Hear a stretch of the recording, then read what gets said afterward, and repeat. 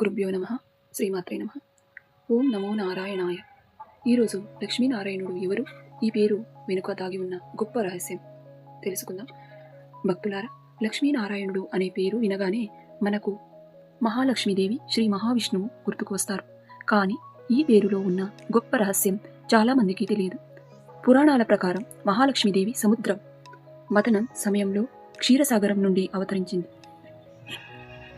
దేవతలు, మహర్షులు అందరూ ఆమెను వివాహం చేసుకోవాలని కోరుకున్నారు. కానీ లక్ష్మీదేవి వారందరినీ పరిశీలించి ధర్మస్వరూపుడు, సమస్త లోకాలకు రక్షకుడు, సమభావంతో అందరినీ కాపాడి శ్రీ మహావిష్ణువునే తన భర్తగా ఎంచుకుంది. ఆ రోజు నుంచి లక్ష్మీదేవి విష్ణువు వక్షస్థలంపై శ్రీవత్సం రూపంలో నిత్యం నివసిస్తోందని పురాణాలు చెబుతాయి.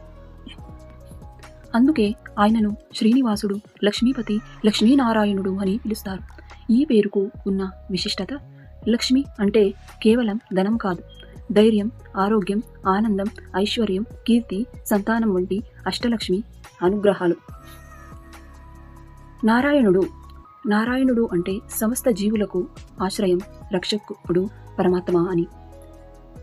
అందువల్ల లక్ష్మీనారాయణుడు అంటే సంపదకు మూలమైన లక్ష్మీదేవి, ఆ సంపదను ధర్మబద్ధంగా కాపాడే నారాయణుడు కలిసి ఉన్న పరిపూర్ణ దైవ స్వరూపం ఈ లక్ష్మీనారాయణుడు.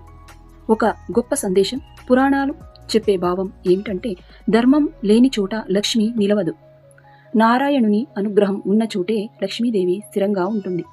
అందుకే ఇంట్లో పెద్దలు ఇలా అంటారు, లక్ష్మీనారాయణుల కటాక్షం ఉంటే దారిద్ర్యం దూరమవుతుంది, మనశ్శాంతి లభిస్తుంది అని. లక్ష్మీనారాయణుల కటాక్షం ఉంటే దారిద్ర్యం దూరమవుతుంది. భక్తులు ఎందుకు పూజిస్తారు? కుటుంబంలో సుఖశాంతి కోసం, ఐశ్వర్యం స్థిరంగా ఉండాలని, దాంపత్య జీవితం ఆనందంగా ఉండాలని, పిల్లలకు మంచి భవిష్యత్తు కలగాలని, ధర్మ మార్గంలో జీవించడానికి.